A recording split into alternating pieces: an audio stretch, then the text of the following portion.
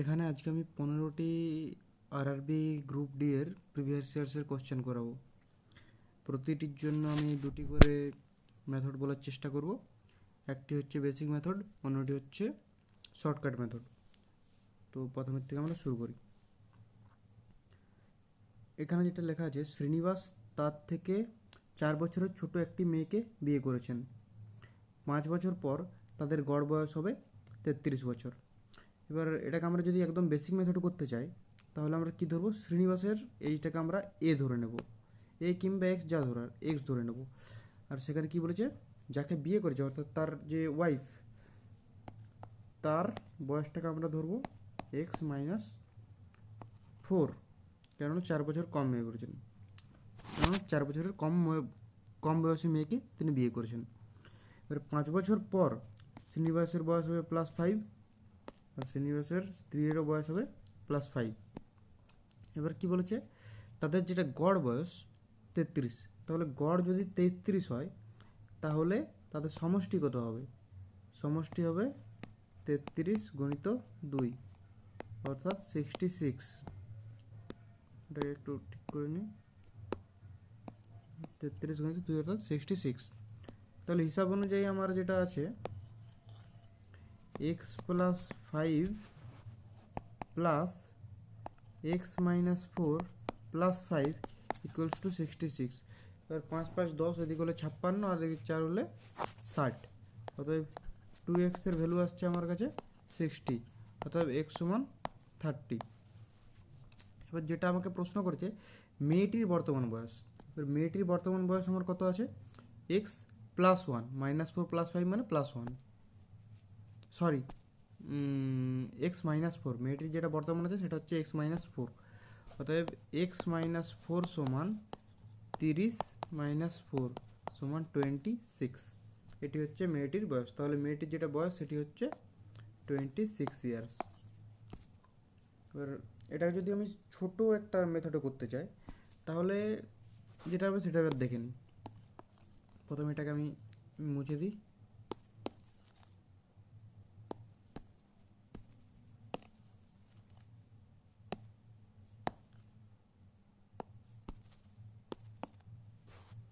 দেখো, একটা জিনিস বুঝতে হবে, যখন কোনো মানুষের গড় বয়স মানে কি, এ এবং বি এর যদি আমি গড় বয়স বলি, তার মানে হচ্ছে এ যুক্ত বি ভাজিত 2। এবার এখানে একটা কথা বলা হয়েছে 5 বছর পর। এবার 5 বছর পর যদি কথাটা আমি লক্ষ্য করি, তাহলে তাদের গড় বয়সটা যদি 33 বছর হয়, তাহলে তাদের বর্তমান গড় বয়স কত হওয়া উচিত? একটা জিনিস হবে, ধরো এর বয়স ছিল 10 বছর, বি এর বয়স ছিল 20 বছর, তাহলে তাদের এখনকার গড় হচ্ছে 15 বছর। বর্তমান যেটা গড় সেটা হচ্ছে 15 বছর। এ বি বর্তমান যেটা গড় বর্তমান সেটা হচ্ছে 15 বছর। এবার আমি বলছি 5 বছর পর, 5 বছর পর এর বয়স কত হবে? 15 বছর। বি এর বয়স কত হবে? 25 বছর। তখন তাদের গড় কত হবে? 40 ভাজিত 2 সমান 20 বছর।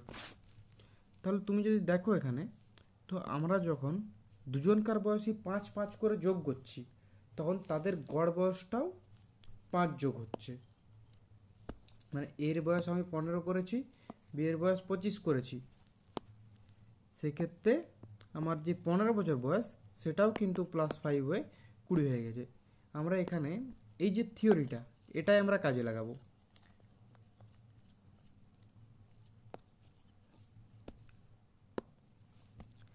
পাঁচ বছর পর আমার যদি 33 বছর বয়স হয় গড় বয়স, তাহলে 5 বছর আগে তার গড় বয়স কত ছিল?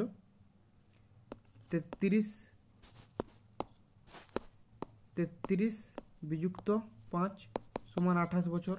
এটা হবে তাদের বর্তমান গড় বয়স। তাহলে বর্তমান মোট বয়স কত হবে? 28 গণিত 2 সমান 56। এবার এখানে বলা হচ্ছে আমার শ্রীনিবাসের বয়স এক্স যুক্ত শ্রীনিবাসের স্ত্রীর বয়স এক্স মাইনাস 4 সমান হচ্ছে 2x মাইনাস 4 সমান হচ্ছে আমার 56।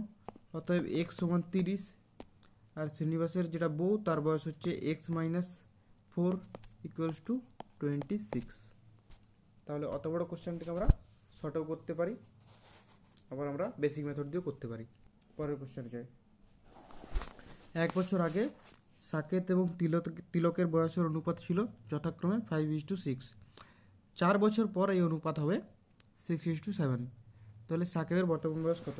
এটা আমরা দুটি উপায় করতে পারি, একটা বেসিক, একটা ফার্স্ট। প্রথমে আমি একটা বেসিক উপায় দেখিয়ে দিই। প্রথমে সাকেতের জন্য এস, তিলকের জন্য টি। এবার সাকেতের আমার বয়স কত আছে? 5-6।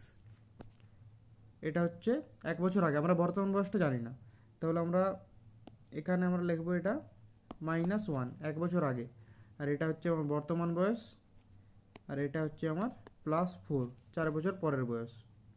ঠিক আছে, এরপরে আমি এটাকে যদি 5x ধরি, এটাকে 6x ধরতে হবে, তাহলে এর বর্তমান বয়স কত হবে? 5x যুক্ত 1, আর এটা হবে 6x যুক্ত 1। তাহলে 4 বছর পর পর এর কত বয়স হবে? এটার সাথে আরও 4 বছর যোগ হবে, তাহলে 5x যুক্ত 1 যুক্ত 4 আমি ডাইরেক্ট 5 লিখছি, আর এটা হচ্ছে 6x প্লাস 1 যুক্ত 4 সমান 5 লিখছি। ঠিক আছে, এবার আমাদের যেটা বলা আছে, এই যে এই জিনিসটা আর এই জিনিসটা, এটার অনুপাতটা আমার দেওয়া আছে 6:7। তাহলে আমি যদি একটা ইকুয়েশনের মতো করে লিখি, তাহলে 5x plus 5 divide by 6x plus 5, এটা সমান 6/7। তাহলে নর্মাল যদি আমি ক্রস মেথড করি, এটার সাথে গুণ এটার সাথে গুণ, 35x plus 35 equals to 36x plus 30।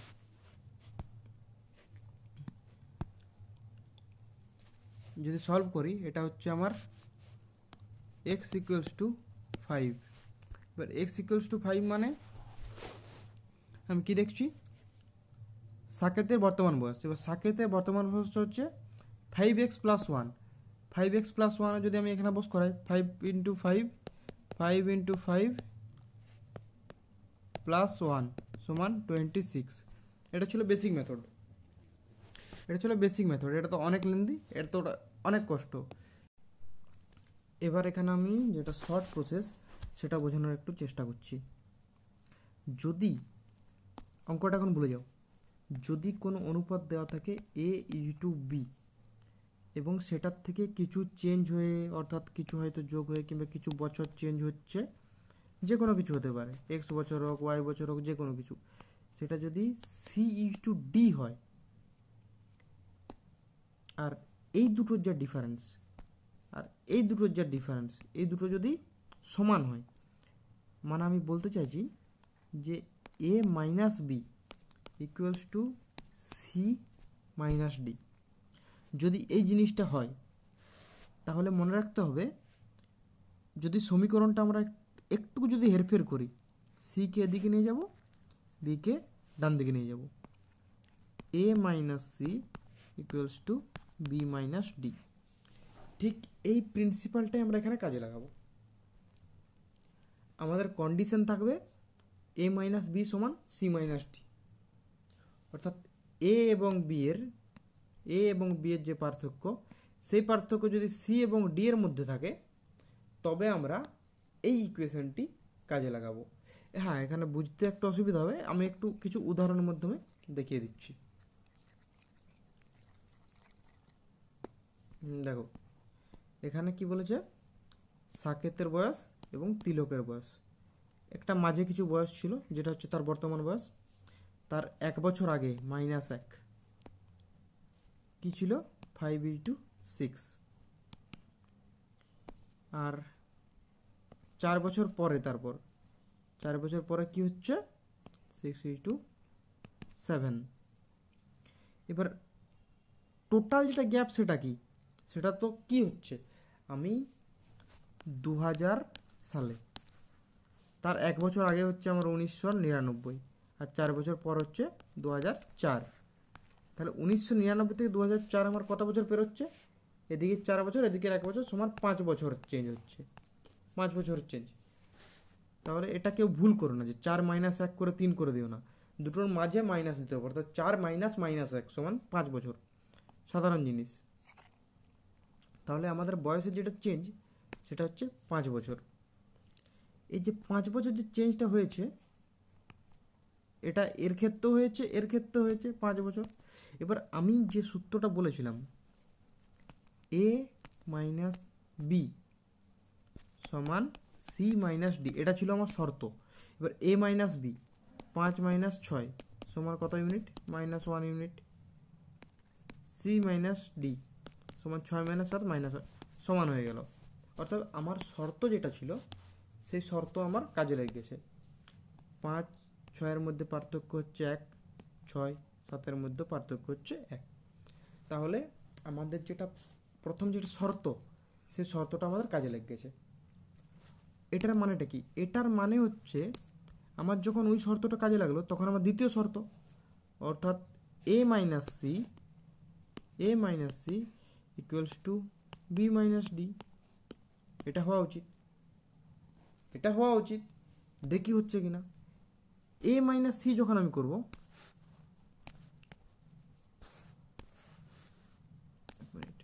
A minus C করবো, এবার এ আছে, এটা সি আছে, এটাও আমার দেখো 1 ইউনিট।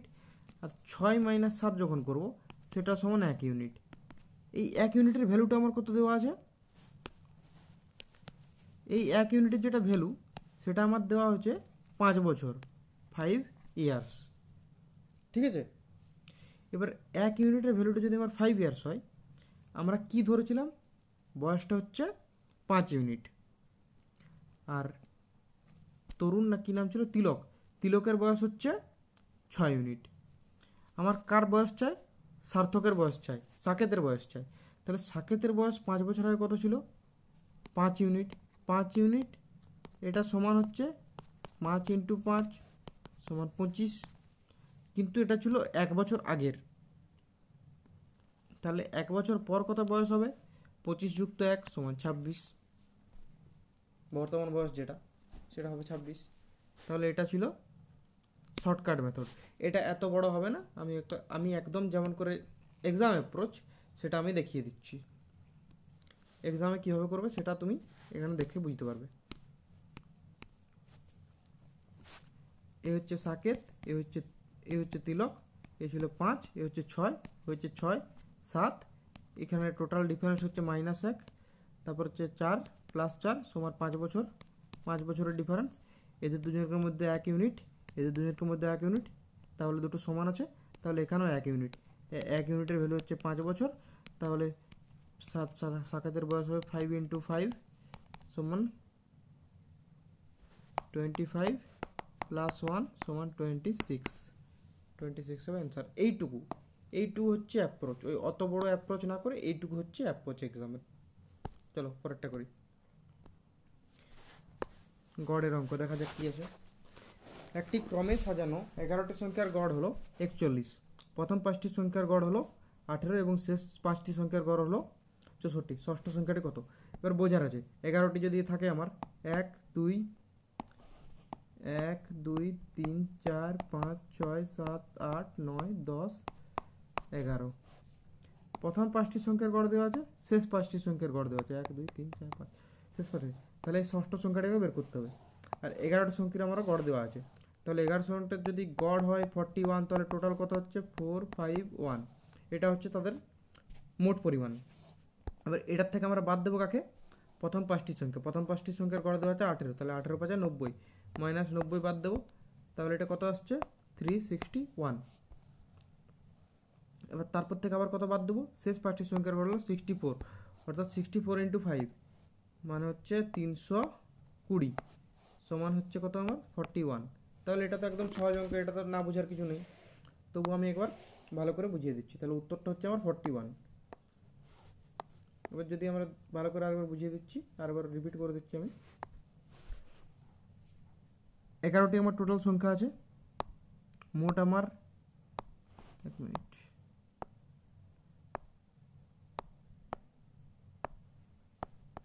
মোট আমার 11টি সংখ্যা আছে। প্রথম 5টির গড় দেওয়া আছে 18। গড় থেকে যদি মোট পরিমাণ পড়ি 18 × 5। শেষ 5টির দেওয়া আছে 64, 64 × 5। হিসাব অনুযায়ী আমার যেটা হওয়া উচিত, ধরি ষষ্ঠ সংখ্যাটি x, তাহলে 18 × 5 90 যুক্ত x যুক্ত 5 4 20, 5 6 30, 320। এই ভ্যালুটা হওয়া উচিত আমার 11 ইন্টু 41। এবার 11 দিয়ে গুণ করলাম, 4 5 1 এলো। এটার সহজ নিয়ম আছে। তাহলে এক্স এর ভ্যালু হচ্ছে 410, এটার থেকে বিয়োগ হবে 451 মাইনাস 410 সমান 41। তাহলে ষষ্ঠ সংখ্যাটি হচ্ছে 41, এক্স সমান 41।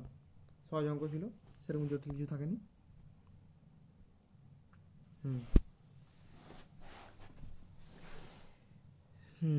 এক্স এবং ওয়াই হলো দুটি ধাতু, যেগুলি হচ্ছে 5:2 এবং 5:7 অনুপাতে আছে। ধাতুগুলোকে মিশ্রিত করা হলো, মিশ্রণের অঙ্ক। এবার মিশ্রণের অঙ্ক যদি আমি বোঝাতে চাই, তার জন্য একটা সহজ পদ্ধতি আছে। একটা কথা মাথায় রাখবে, কোনো দিন একজন গভর্নমেন্ট যে জব করে কিংবা যে কোনো চাকরি করে আর একজন বেকার, দুজনের বন্ধুত্ব হয় না। হয় দুজনকেই চাকরি করতে হবে কিংবা দুজনকেই বেকার হতে হবে। এদের মধ্যে বন্ধুত্ব হবে, এদের মধ্যে বন্ধুত্ব হবে। সেরকম মিশ্রণের অঙ্ক, মিশ্রণের অঙ্কতে দুজনকার যেটা ব্যাংক ব্যালেন্স, অর্থাৎ যে বন্ধু দুটির মধ্যে বন্ধুত্ব তুমি করাতে চাইছো, তাদের ব্যাংক ব্যালেন্সটা সমান করতে হবে। এর বেশি এর কম বন্ধুত্ব হবে না, এর কম এর বেশি বন্ধুত্ব হবে না। দুজনেরই সমান, হয় দুজনেই জিরো কিংবা দুজনেরই অনেক টাকা, এটি থাকতে হবে। ঠিক এই পদ্ধতি হচ্ছে মিশ্রণের পদ্ধতি। আমাদের এখানে কি বলেছে, এক্স একটা ধাতু ছিল, ওয়াই একটা ধাতু ছিল। সরি, এক্স একটি সংকর ধাতু, ওয়াই একটি সংকর ধাতু। এবার একটি হচ্ছে সোনা গোল্ড, একটা হচ্ছে প্লাটিনাম। ঠিক আছে, প্রথমটিতে 5:2, দ্বিতীয়টিতে 5:7। এবার আমি কি বলেছি, যখন দুজনের মধ্যে সংমিশ্রণ ঘটাতে হবে তখন দুজনের ব্যাংক ব্যালেন্স সমান হতে হবে। এবার ব্যাংক ব্যালেন্স সমানের অর্থ কী, এদের দুজনকার সমষ্টি। আমাকে দেখতে হবে এদের দুজনকার সমষ্টি কত। এবার 5 আর 2 যোগ করলে 7, এবার 7 আর 5 যোগ করলে 12। সমষ্টি সমান নেই, বন্ধুত্ব তো হবে না। তাহলে আমাকে দুজনের সমান করতে হবে। কিন্তু এই সমান আমি যোগ করে করতে পারবো না, যোগ করে করা চলবে না। যোগ করে করার জন্য একটু আলাদা বুদ্ধি লাগবে, কিন্তু সেটা আমরা মাথা অত খাটাতে যাব না। আমরা নর্মাল কি করব, আমি বললাম আমি তোর সাথে বন্ধুত্ব করব, তুই আমার সাথে বন্ধুত্ব কর।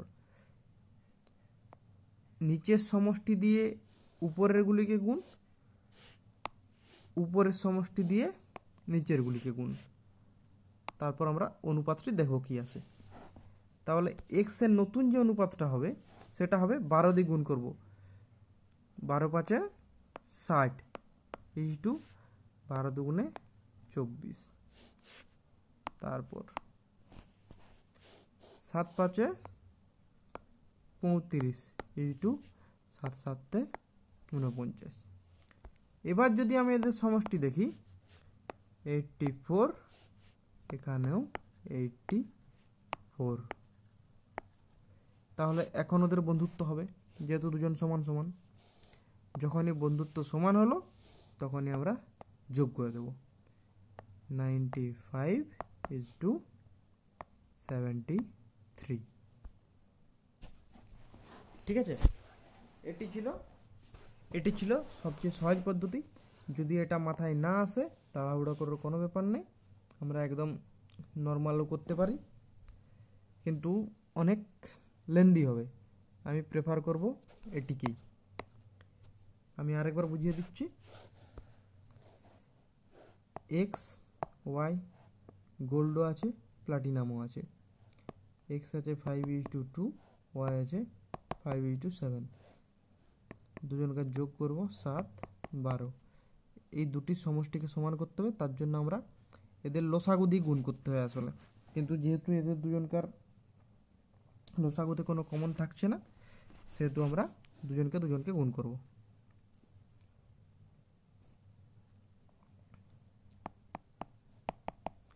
12 দিয়ে একে গুণ, 7 দিয়ে নিচেরটাকে গুণ, 12 5 60, 12 দুগুণে 24, 7 5 35, 7 7 49, এরপর আমরা যোগ করব 95:73, এই হচ্ছে উত্তর।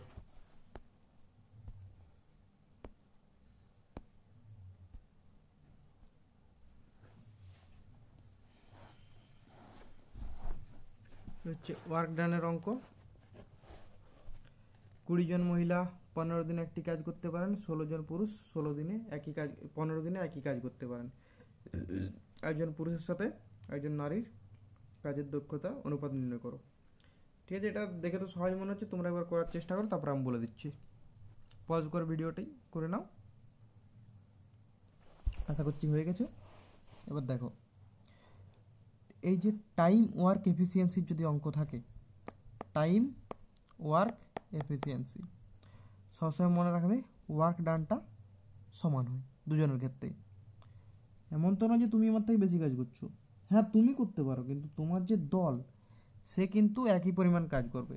আমাকে যদি বলে যে একটি গাছ কাটতে হবে, আমার যে দল সেও একটি গাছ কাটবে, তোমাকে বলেছে এই গাছটিকেই একই রকম আরেকটি গাছ তোমাকেও কাটতে হবে, তোমার দলকে কাটতে হবে।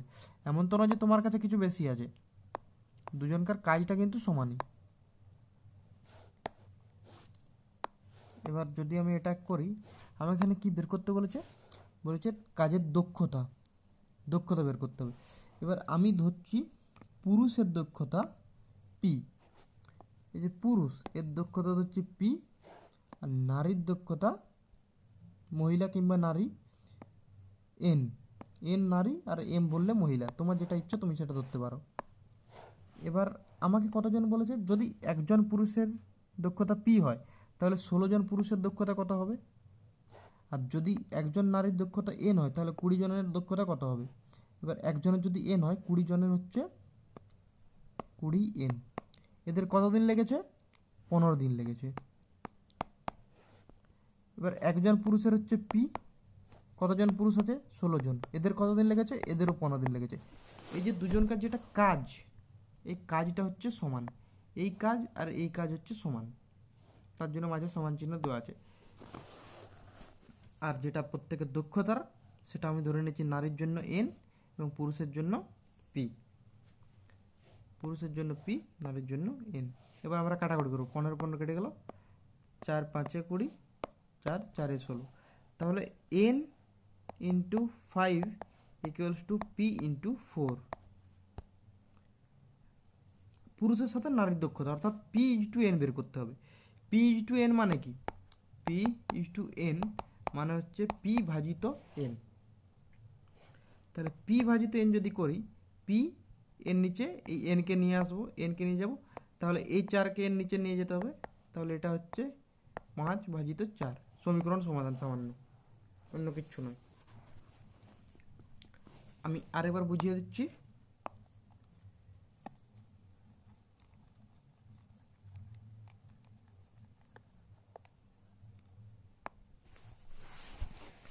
কুড়ি জন মহিলা, প্রতিটি মহিলার যদি কর্মদক্ষতা এম কিংবা এন হয় এবং প্রত্যেকটি পুরুষের যদি কর্মদক্ষতা পি হয়, তাহলে 20 জনের হবে 20 ইন্টু এন, আর 16 জনের হবে 16 ইন্টু পি। দুজনেই 15 দিন কাজ করেছে, আর এই যে কাজ, এই দুটি কাজ হচ্ছে সমান, 15 15, 4 4 16, 4 5 20, তাহলে এন ভাজিত পি সমান হচ্ছে 4 ভাজিত 5, অতএব পি ইজ টু এন হচ্ছে 5 ইজ টু 4। নর্মাল জিনিস, একদম সাধারণ জিনিস, কোনো অসুবিধার কিছু নেই। চলুন পরেরটা দেখি।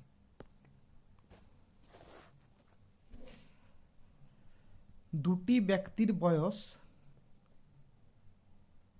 30 বছরের মধ্যে পার্থক্য, আচ্ছা মানে দুটি ব্যক্তির বয়সের মধ্যে পার্থক্য 30 বছর। ধরি এ একটা ব্যক্তি, বি একটা ব্যক্তি, এদের দুজনকার যে ডিফারেন্স সেটা হচ্ছে 30 বছর। কে বড় আপাতত এখন ধরছি না। যদি 5 বছর আগে বড়টির বয়স ছোটটির থেকে 3 গুণ ছিল। এবার দেখো একটা সবথেকে সহজ যে জিনিসটা, সেটা হচ্ছে আমরা আগের বারও যেটা পড়লাম, একটু আগেই পড়েছি, বয়সের যেটা পার্থক্য সেটা সবসময় সমান থাকে। যেমনই হোক, যদি দুজনকার বয়স একসাথে বাড়তে থাকে তাহলে বয়সের পার্থক্যটা যে কোনো বছরে সমানই থাকবে। তাহলে এখানে আমি আরেকবার আমি মনে করিয়ে দিচ্ছি। 2000 সালে কারোর একটা জন্ম হয়েছে, 2010 সালে। এদের যে বয়সের পার্থক্য তো 10 বছর। এটা 2050 সালেও 2500 সালেও 2500 বছরে যদি মানুষটা বেঁচে থাকে তবুও সে পার্থক্যটা 10 বছরই থাকবে। যদি 5000 বছর পর্যন্ত বেঁচে থাকে, 5000 সাল পর্যন্ত, তবুও এটা 10 বছরই থাকবে। এটি সবসময় সমান।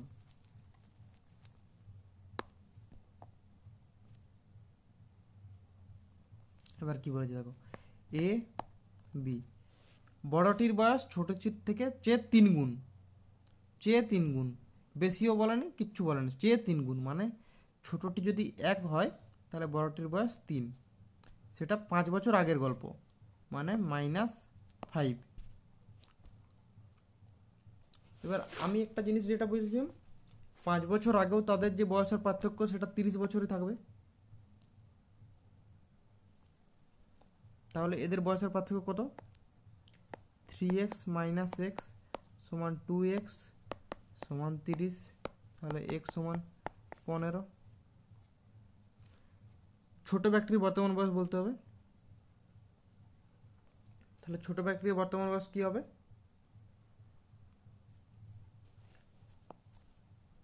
শুধু x, 1 মানে শুধু x যুক্ত এখানে 5 বছর আগের গল্প, মানে এই 5টা আমাকে যোগ করতে হবে। 5 সমান 15 প্লাস 5 সমান 20 বছর।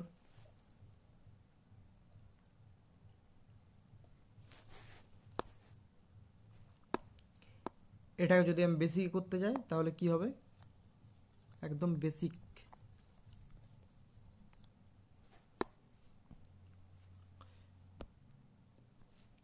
এ বি, একটা বর্তমান কিছু বয়স ছিল, তার থেকে -5 বছর আগে 3x x, তো বর্তমান বয়স হচ্ছে 3x + 5, এটা হচ্ছে x + 5। এদের দুজনকার যেটা বিয়োগফল সেটা হচ্ছে 2x, 2x এর ভ্যালু দেওয়া আছে আমার 30 বছর, x সমান 15 বছর। তাহলে বর্তমান বয়স হবে x + 5 সমান 20 বছর। ঠিক আছে?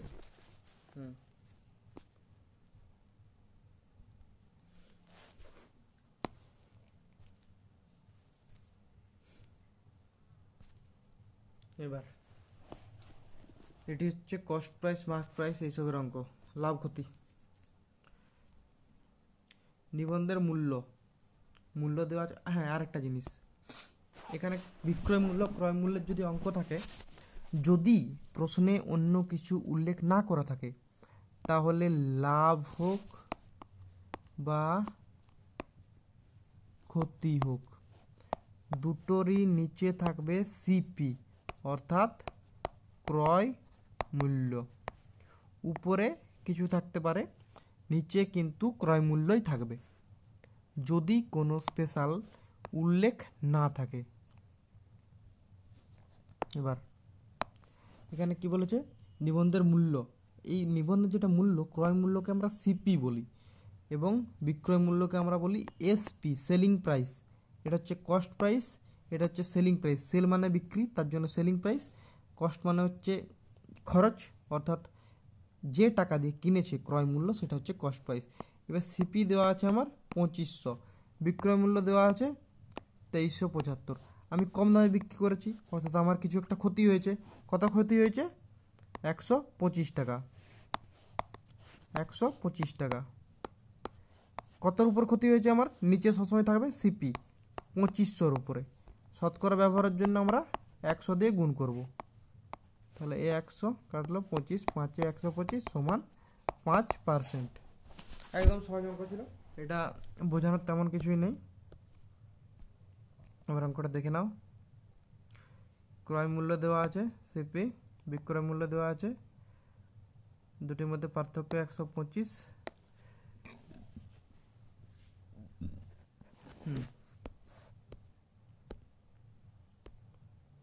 DI, data interpretation. কিচ্ছু না, অনেক সহজ থাকে।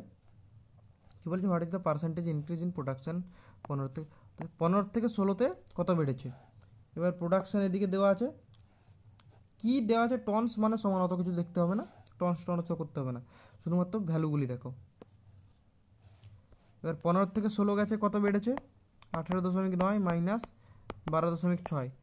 সবসময় আগেরটা ধরবো, ইনক্রিজ যেহেতু বলেছে আগেরটা ধরবো। আর ইনক্রিজ ফ্রম বলা আছে 2015, তাহলে নিচে 2015 থাকবে, 12.6। উপরের ভ্যালু কত আসছে, 6.3 ডিভাইড বাই 12.6 ইন্টু 100, এটা 5 নয় 2, 50%। উত্তর হচ্ছে 50%। একদম সহজ। ক্রয় মূল্য যা দেওয়া থাকবে, ক্রয় মূল্য বলছি, যখনই ইনক্রিজ কিংবা ডিক্রিজ বের করতে বলবে আর ফ্রম যার আগে থাকবে তাকে নিচে রাখবো। তাহলে ফ্রম 2015, তাহলে 2015 ভ্যালু যেটা দেওয়া আছে আমার 12.6, আর 2016 যেটা ভ্যালু দিয়েছে সেটা হচ্ছে 18.9 মাইনাস 12.6, এই ভ্যালুটা হচ্ছে 6.3। এটা কাটলে 2 দিয়ে কেটে যাচ্ছে, 2 3 6, 2 6 12, আর ইন্টু 100 ছিল, তাহলে 2 50, অতএব 50% হবে উত্তর। পরেরটা দেখি, পি এবং কিউ একটি কাজ যথাক্রমে 9 দিন এবং 12 দিনে সম্পূর্ণ করতে পারে। যখনই কাজের অঙ্ক থাকবে তখন আমি একটা সহজ পদ্ধতি শিখিয়ে দিচ্ছি, ওই পদ্ধতি কাজে লাগাবে। একদিকে লাগবে পি, একদিকে লাগবে কিউ। পি এর সোজা লাগবে, পি এর যতটা কাজ লাগবে টাইমটা, পি এর লাগে 9 দিন, কিউর লাগে 12 দিন। এরপর এদের দুজনকার লসাগু বের করতে হবে। 9 আর 12 লসাগু কত হয়, 36। লসাগু যদি না পারো তাহলে দুটো গুণ করে লিখে দেবে, 36। এবার যা লসাগু আছে সে লসাগুকে এ দিয়ে ভাগ করতে হবে, 9 4 36, 12 3 36। এটা পেয়ে গেলাম আমরা এফিসিয়েন্সি, আর এটা হলো ওয়ার্ক। টাইম, ওয়ার্ক মানে কাজ, এফিসিয়েন্সি মানে দক্ষতা। আমার বেসিক কাজ হয়ে গেছে। এবার কি বলা হয়েছে, কিউ দিয়ে শুরু করে বিকল্প দিনে কাজ করলে কত দিনে কাজটি শেষ হবে। বিকল্প দিন কথার অর্থ কি, কিউ দিয়ে শুরু করবে, পরের দিনে পি করবে, আবার তারপরের দিনে কিউ, তারপরের দিনে পি, আবার পরের দিনে কিউ, আবার পরের দিনে পি, আবার পরের দিনে কিউ, আবার পরের দিনে পি। এরকম করে কাজটা হতেই থাকবে, হতেই থাকবে, হতেই থাকবে, হতেই থাকবে। এবার আমরা দেখি 36 পর্যন্ত যাওয়ার জন্য আমাদের কতগুলো সার্কেল লাগবে। প্রথমে কিউ করবে, 3 কাজ করলো, তারপরে 4 করলো, 7 হলো, তারপরে আবার কিউ করবে, 7 আর 3 10, তারপরে আবার 4, পি করবে 17, তারপর আবার কিউ করবে 3, তারপরে পি করবে, তারপর আবার করবে 3, আবার পি করবে, আবার কিউ করবে 3, আবার পি করবে, আর মাঝে সবগুলো যুক্ত চিহ্ন।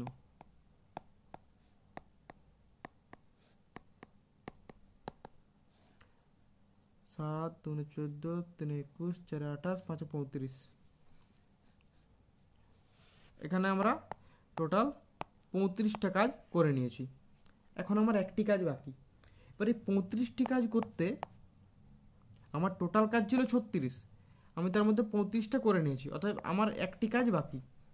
লাস্ট আমার কাজ করেছে পি, তাহলে তারপরের দিনে ওই লাস্ট যে দিনের কাজ সেটা করবে কিউ। এটা মাথায় রাখতে হবে, লাস্ট দিনের কাজ আমার কিউ করবে, কেননা পি এর পরে আবার কিউ আসছে। এবার এখানে দেখি কদিন লেগেছে, 1 দিন, 2 দিন, 3 দিন, 4 দিন, 5 দিন, 6 দিন, 7 দিন, 8 দিন, 9 দিন, 10 দিন। আমার 10 দিন তো লাগলোই, তার সাথে আরও 1 দিন লাগবে। কিন্তু কিউ এর কর্মদক্ষতা হচ্ছে 3, অর্থাৎ কিউ যদি পুরো দিন কাজ করে তাহলে কিউ 3টি কাজ করতে পারবে, কিন্তু করার তো দরকার নেই, একটি কাজ বাকি। সাধারণ ঐকিক নিয়ম, 3টি কাজ করে একদিনে, একটি কাজ করবে 1/3 দিনে। তাহলে 10 যুক্ত 1/3 সমান 10 পূর্ণ 1/3 দিন। এটি হচ্ছে আমাদের উত্তর। এটাকে যদি আমি আরো সহজ করে বোঝাই,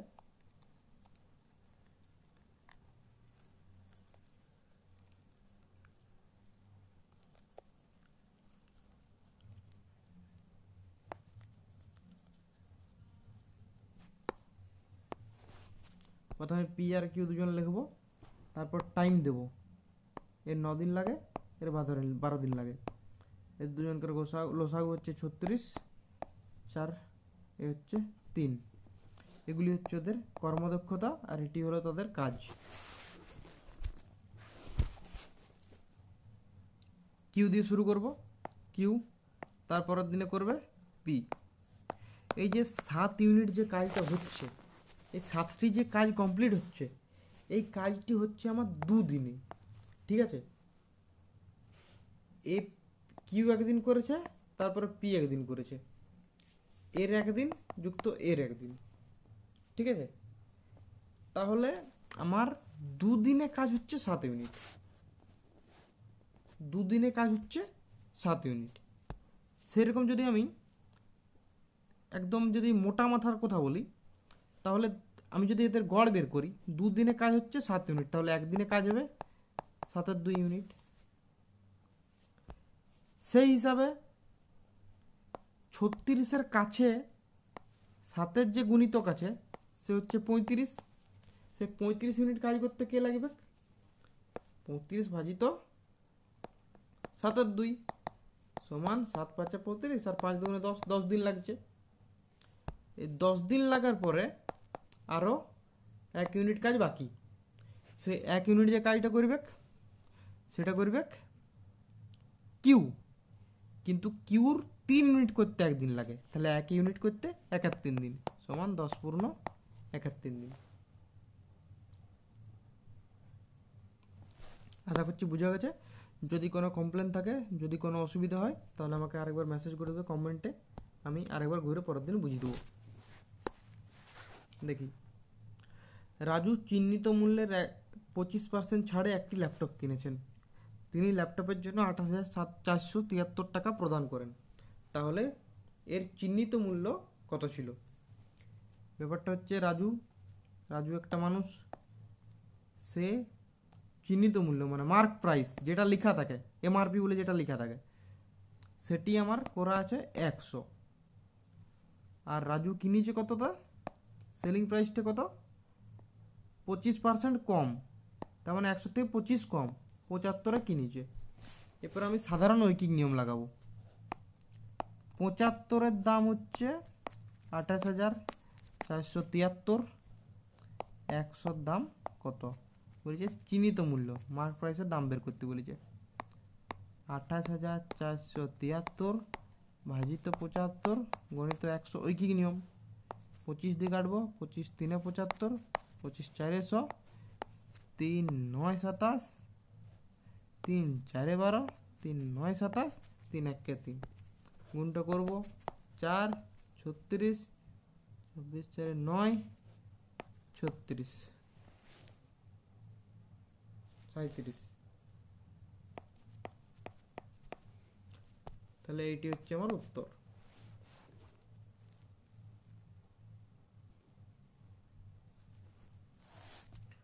আর যদি এত না মাথা লাগানোর আছে, তাহলে আর একটু বেশি মাথা লাগাতে হবে।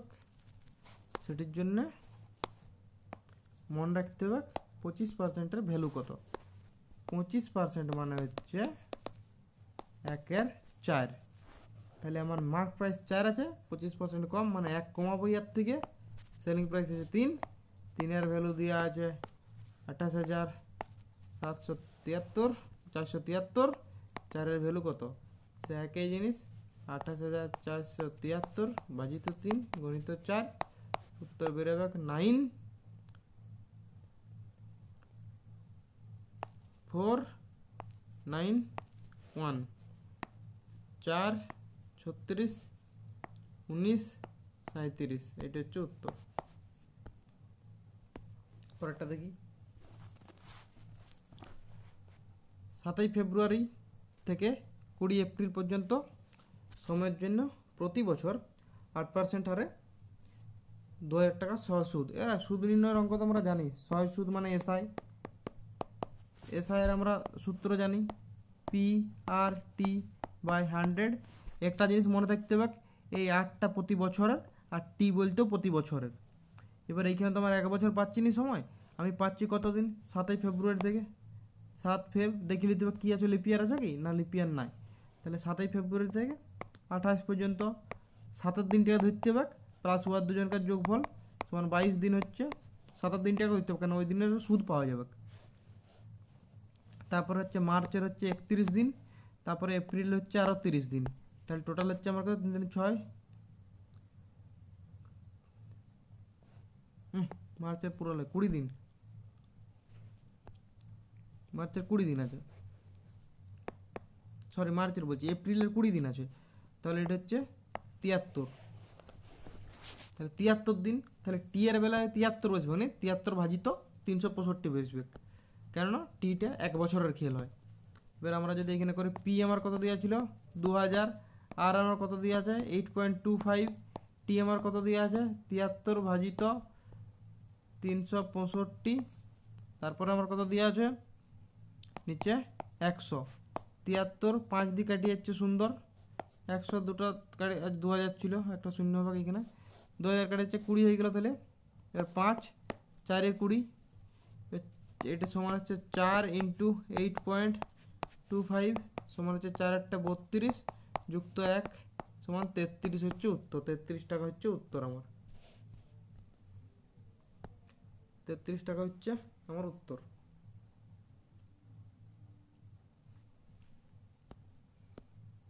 এরপরে আরেকটা ডিআই দেখা যাক কি আছে, উপরটা পুরোটা উঠায়নি, দেখি করে দেবো তবু।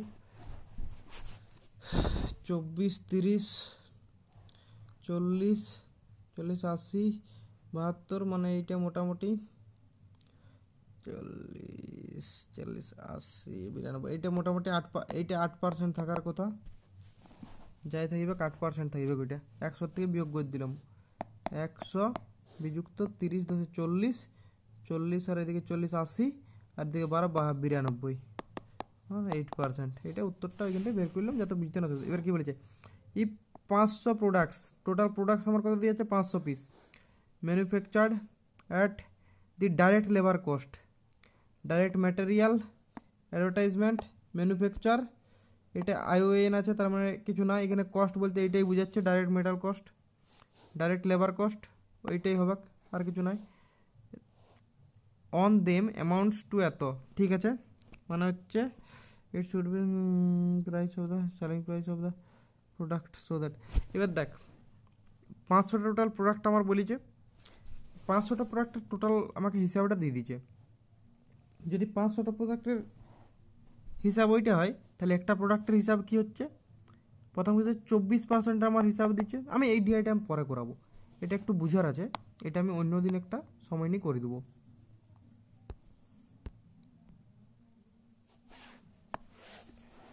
দ্বিমুখী যাত্রায়, মানে এ থেকে বি গেছে, এবার ঘুরেও এসছে। দ্বিমুখী যাত্রায় গৌরবের গড় গতিবেগ ছিল 15 কিলোমিটার/আওয়ার, মানে গড় গতিবেগটা দেওয়া আছে আমার 15, যাওয়ার সময় প্রতি ঘন্টায়, যাওয়ার সময়ের গতিটাও দেওয়া আছে 20 কিলোমিটার/আওয়ার, তবে ফেরার সময় তার গতি কেন। এটা বেশি কিছু না, এটা একটা সহজ সূত্র আছে, সেই সূত্রটা হচ্ছে যেটা এভারেজ, তাই হচ্ছে না, যেটা এভারেজ হয়, গড় হয়, সে গতিটার ভ্যালু হয় 2v1v2 divide by v1 plus v2। এটা মনে রাখতে হবে, এটা মনে রাখা ছাড়া কোনো উপায় নাই, বেকার ফালতু বড় বড় করে লাভ নাই, এটি মনে রাখতে হবে 2v1v2 divide by v1 plus v2। এটা আসে 1/v1 প্লাস 1/v2 দিয়ে, সেটার থেকে বেরোয় এইটা। এখানে আমরা কি করব, এভারেজটা আমার দিয়ে আছে 15, এখানে বস করাবো 6কে 2, v1টা আমি কত ধরবো 20 ধরবো, v2টা আমাকে বের করতে হবে, আবার এখানে 20 ধরবো, v2টা বের করতে হবে। এবার 5 3 15, 5 4 20, তাহলে এদিক কী হচ্ছে সলিউশনটা করলে 8v2 equals to 60 plus 3v2। তাহলে v2টার ভ্যালু কত হচ্ছে 5v2-র ভ্যালু হচ্ছে 60, তাহলে v2-র ভ্যালু হচ্ছে 12।